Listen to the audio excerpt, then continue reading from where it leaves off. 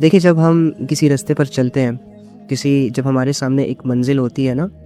جب ہم کسی منزل کی طرف چلتے ہیں تو کیا ہوتا ہے کہ ہم اس منزل کی طرف جاتے وقت جو سفر طے کر رہے ہوتے ہیں نا، جو سفر ہم طے کر رہے ہوتے ہیں اس کو ہم ایزیلی حاصل نہیں کر پاتے، ہم وہاں تک ایزیلی نہیں پہنچ پاتے۔ ہم گھر سے گاڑی نکالتے ہیں، پھر گاڑی کو صاف کرتے ہیں، اس کے بعد ہم پھر مطلب ہمارا راستہ سیدھا نہیں ہوتا، بہت سارے یو ٹرنز آتے ہیں، بہت ساری کٹنگ کرنی ہوتی ہے، بہت ساری پلیسز پہ رکنا ہوتا ہے، ہمیں بہت ساری سچویشن سے ہمیں گزر کر اپنی منزل تک پہنچنا ہوتا ہے۔ یہ زندگی ویسے ہی ہے، یہ زندگی ویسے ہی ہے۔ ہم پیدا ہوئے، ماں کے پیٹ سے نکلے، بچپن میں بچپن گزار لیا، جوانی میں اب جوانی گزار رہے ہیں، پھر ہمارے اوپر بڑھاپا آئے گا، بڑھاپے میں پھر کمزوری آئے گی، بیماریاں آئیں گی، آزمائشیں آئیں گی، مشکلات آئیں گی، اور کرتے کرتے وہ دن آ جائے گا کہ جب اسرائیل علیہ السلام ہمیں ہماری آنکھوں سے نظر آئیں گے اور وہ ہماری روحوں کو ہمارے جسموں سے علیحدہ کریں گے، جیسے ہمارے اعمال ہوں گے ویسے ہی علیحدہ کریں گے، اور علیحدہ کرنے کے بعد ہماری روحوں کا سفر سٹارٹ ہو جائے گا۔ وہ کیسے ہوگا واللہ عالم، اللہ کو پتہ ہے کہ ہم آسمان کی طرف جائیں گے یا زمین کے اندر جائیں گے یا خلاؤں میں گھومیں گے پھریں گے، ان سے ہمارا کوئی لینا دینا نہیں ہے۔ ہماری جو ساری سوچ ہونی چاہیے وہ یہ ہونی چاہیے کہ مجھے اللہ نے پیدا کیا، مسلمان پیدا کیا، ایمان کی دولت مجھے دی، اب میرے اوپر کیا ایسی رسپانسبلٹی بنتی ہے کہ میں اس ایمان کی دولت کو، طاقت کو، جسم کی طاقت کو اور ان نعمتوں کو جو اللہ نے مجھے دے رکھی ہے، ان سب کو استعمال کر کے میں اللہ کو راضی کر لوں۔ یہ میری زندگی کا مقصد ہے، یہ آپ کی زندگی کا مقصد ہے۔ اس مقصد کو سامنے رکھتے ہوئے اپنی زندگی کو گزارنا شروع کریں۔ بہت دیر ہو چکی ہے، بغیر مقصد کی زندگی اچھی نہیں لگتی، آپ کو پتہ ہے؟ ایک بڑی قیمتی بات کرنے جا رہا ہوں، غور سے سنیے گا، شاید بہت چھوٹی ہو آپ کے سامنے لیکن ایک بہت بڑی بات ہے۔ ہوا کیا کہ لیٹ سپوز آپ کو پتہ ہے جب ایک چیز جس کی ایک اسپیسیفک سی جگہ ہو، یعنی کہ ایک پرماننٹ جگہ ہو، جیسے کہ آپ کے گھروں میں کچن میں چمچ کی ایک جگہ ہے جہاں پر آپ چمچ رکھتے ہیں ساری چیزیں، اسی طرح چھری کی بھی ایک جگہ ہے، اسی طرح کپس کی بھی ایک جگہ ہے، اسی طرح ہانڈی پکانے کے جتنے بھی برتن ہیں ان کی اپنی اپنی ایک پلیس رکھی ہوئی ہے۔ آپ نے پلیس ڈیسائیڈ کیا نا کچن میں کہ چمچ نے یہاں ہونا ہے، چھری نے یہاں ہونا ہے، ٹماٹر نے یہاں ہونا ہے، پیاز نے یہاں ہونا ہے، ٹھیک ہے؟ تو یہ ان کی پلیس ہو گئی، یہ ان کی جگہ ہو گئی۔ اب اگر لیٹ سپوز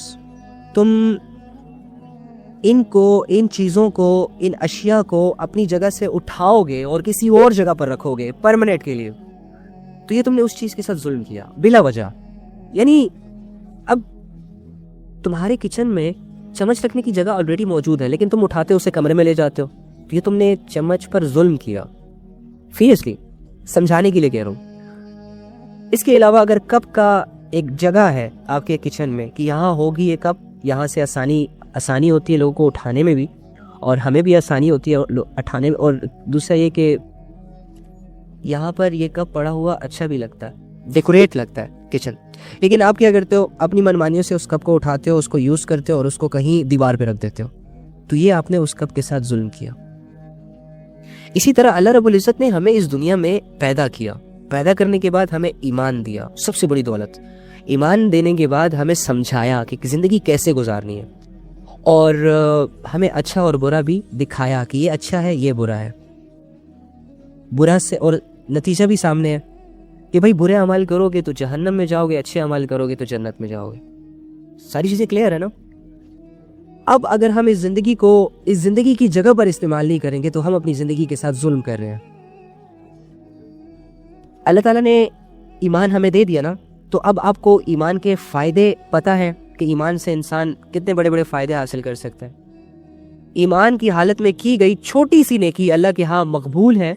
اور بغیر ایمان کے کی گئی بڑی سے بڑی نیکی بھی اللہ کے ہاں کوئی ویلیویبل نہیں ہے، کوئی ویلیو نہیں رکھتی۔ یہاں سے اب اپنے ایمان کی ویلیو کا اندازہ لگائیں کہ آپ کے دل میں جو لا الہ الا اللہ محمد رسول اللہ ہے، جس کی جڑیں آپ کے دل میں مضبوط ہیں،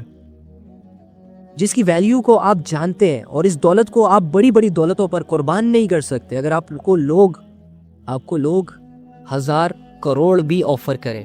پوری دنیا کی بادشاہت بھی آفر کر دے، اور آپ سے یہ کہے کہ اپنے ایمان کو چھوڑ دو، لا الہ الا اللہ محمد رسول اللہ کا انکار کر دو، اللہ کا انکار کر دو، تو آپ کبھی بھی تیار نہیں ہوگے، اور یہ اس بات کی دلیل ہے، یہ اس بات کا ثبوت ہے کہ تمہارے دل میں سب سے بڑی دولت لا الہ الا اللہ ہے۔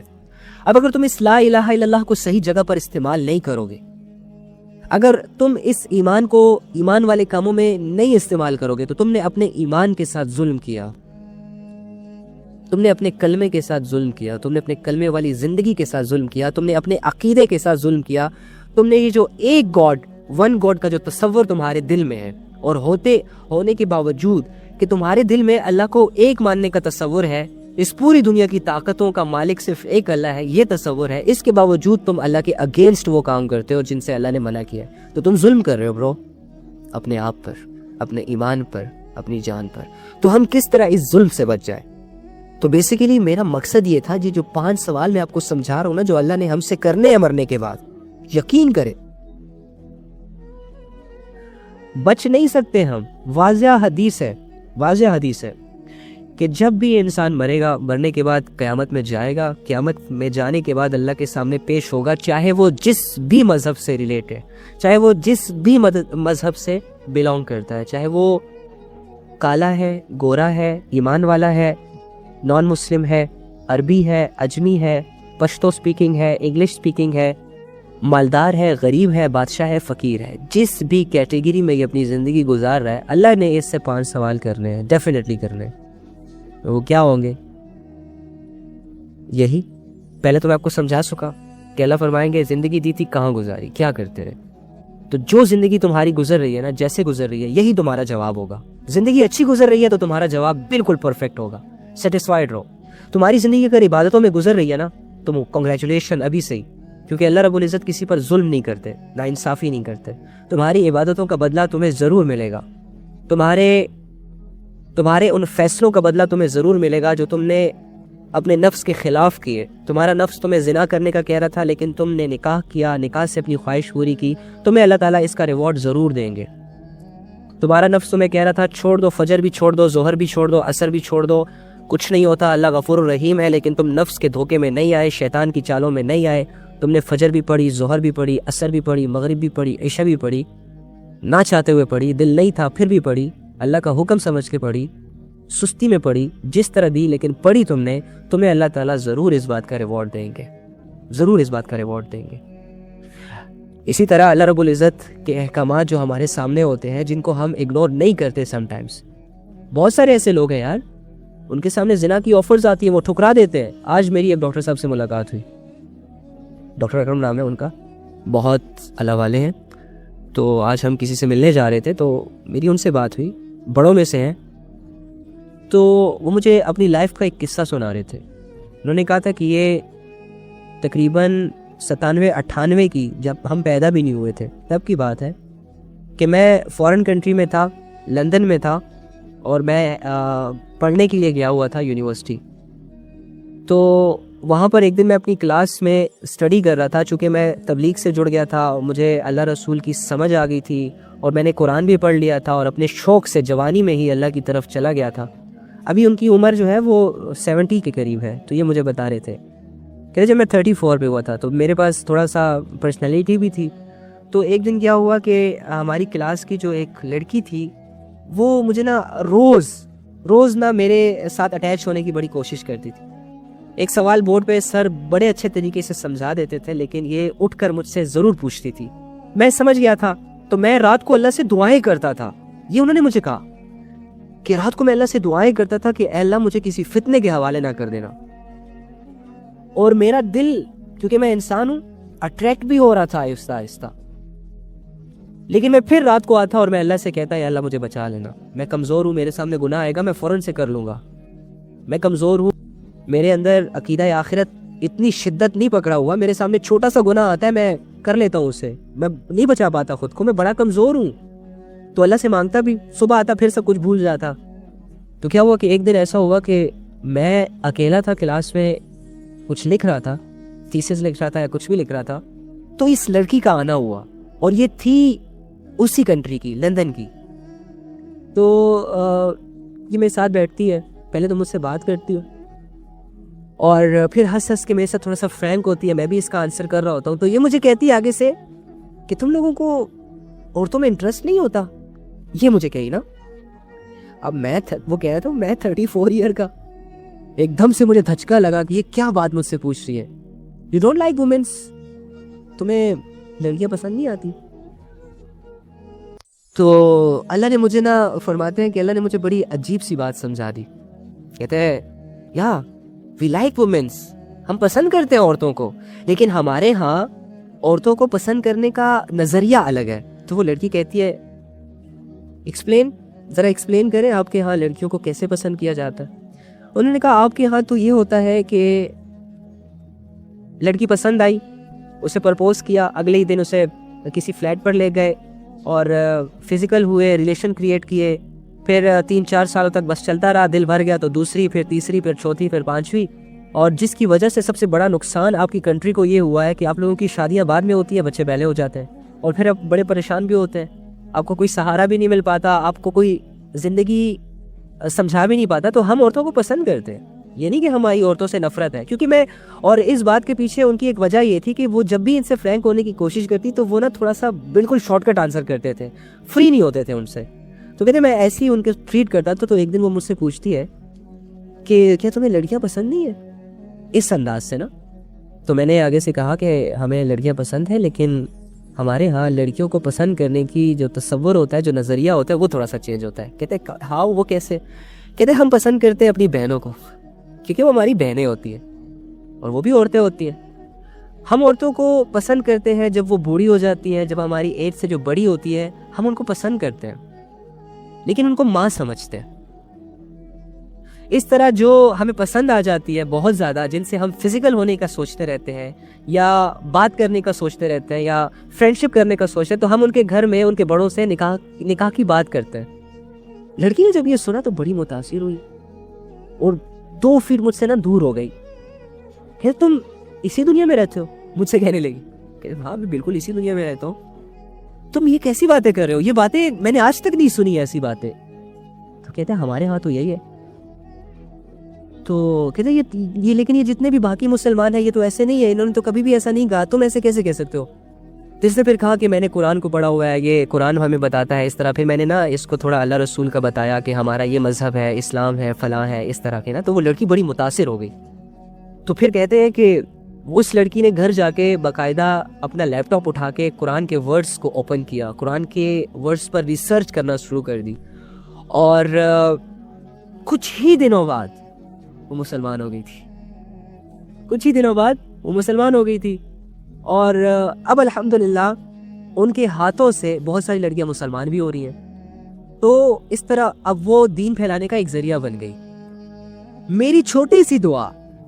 وہ میں نے جو آپ کو قصہ سنایا تھا نا، وہ جو ایک شرابی شراب لینے جاتا تھا، 2 بوتلیں خرید کر گھر میں بہا دیتا تھا اور زنا کرنے جاتا تھا، تو لڑکیوں کو پیسے دیتا تھا اور ان سے آگے سے کہتا تھا کہ بس آج دروازہ بند کر دو، کسی کو آنے مت دینا. اور اس کی بیوی اسے کہتی تھی کہ تم ایسا سب کچھ کر رہے ہو، کبھی تم شراب کھانے جا رہے ہو، شراب کی 2 بوتل لا کر گھر میں بہا رہے ہو، لیکن لوگ تمہیں دیکھ رہے ہیں. تم زنا کے اڈوں پر جا رہے ہو، لڑکیوں کو بھلے تم پیسے دے کر اسے گناہ سے بچا رہے ہو، لیکن لوگ تمہیں جج کر رہے ہیں، لوگ بڑی عجیب نظروں سے تمہیں جج کر رہے ہیں، جج کر رہے ہیں. یاد رکھنا جب تم مرو گے تو کوئی تمہارا جنازہ تک نہیں پڑھائے گا.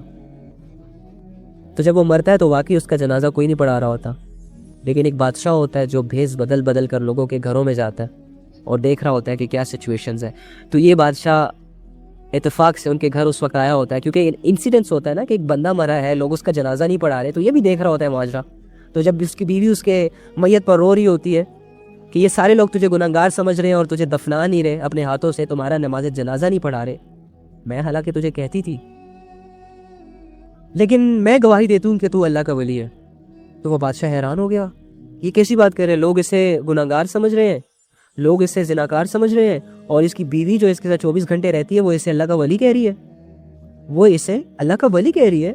تو کیا ہوا کہ بادشاہ نے اس سے پوچھا، حالانکہ وہ اپنے بیس پر نہیں تھا،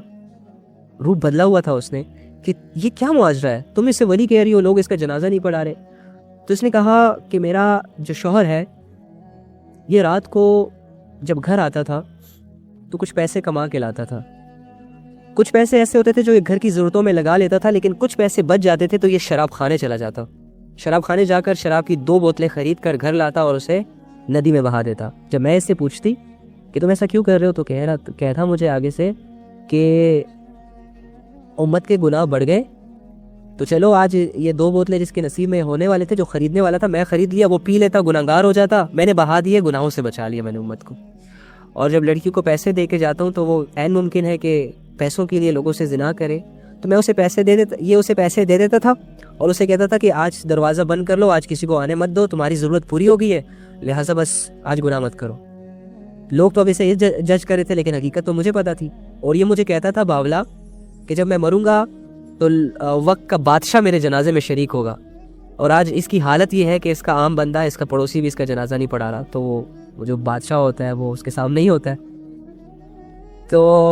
وہ رونے لگ جاتا ہے، اور پھر جب اس کا جنازہ ہوتا ہے تو وہ خود پڑھاتا ہے بادشاہ، اور سارے علماء اس میں شریک ہوتے ہیں۔ تو ایک اس کی چھوٹی سی نیت ہی تو ہوتی ہے پیچھے، چھوٹی سی ایک اسٹرگل ہی تو ہوتی ہے۔ کون سا اس نے پوری دنیا کو مسلمان کر دیا تھا؟ کون سا 2 بوتلیں شراب کی اس نے ندی میں بہا کر پوری دنیا کو شراب سے بچا لیا تھا؟ کون سا ایک لڑکی کو پیسے دے کر ایک رات سے صرف اس سے گناہ سے بچانے سے پورے ورلڈ سے زنا ختم کروا دیا تھا اس نے؟ لیکن دیکھو اس کی نیت پر کتنے بڑے بڑے فیصلے ہوئے، اس کو اللہ نے کتنا زیادہ انعام دیا۔ تو اسی طرح انسان جب اللہ سے تنہائی میں اپنے لیے کوئی مانگتا ہے کہ اللہ مجھے اس گناہ سے بچا لے، تو اللہ تعالیٰ اسے گناہ سے بھی بچاتے ہیں، اور جن گناہوں میں اسے پڑنے کا خدشہ ہوتا ہے کہ یہ گناہ مجھ سے ہو جائے گا، اللہ سے مانگنے کی وجہ سے وہ گناہ ہوتا بھی نہیں ہے اس سے، اور پھر اس کے نیگیٹو اثرات کے بجائے پازیٹیو اثرات آتے ہیں۔ جیسے کہ وہ ڈاکٹر صاحب نے رات کو دعا کی تھی کہ یا اللہ مجھے صبح گناہ سے بچا لے، یا اس لڑکی ہے جو مجھے بلا وجہ ہی میری قریب آ رہی ہے، اس فتنے سے مجھے محفوظ رکھنا۔ تو دیکھو اللہ نے فتنے سے بھی بچا لیا، اور اس لڑکی کو بھی مسلمان کر دیا، اور مسلمان کرنے کے بعد کتنے لوگوں کو اسلام کی طرف لے آئی وہ لڑکی۔ تو یہ ہوتی ہے چیز یار، ہم اس لیے اس دنیا میں آئے ہیں، لوگوں کو اللہ کی طرف بلانے آئے ہیں۔ کنتم خیر امۃ اخرجت للناس تأمرون بالمعروف وتنہون عن المنکر وتؤمنون باللہ۔ تم بہت اچھے لوگ ہو، بہت بہترین لوگ ہو، تم سے کہہ رہا ہوں، تم لوگ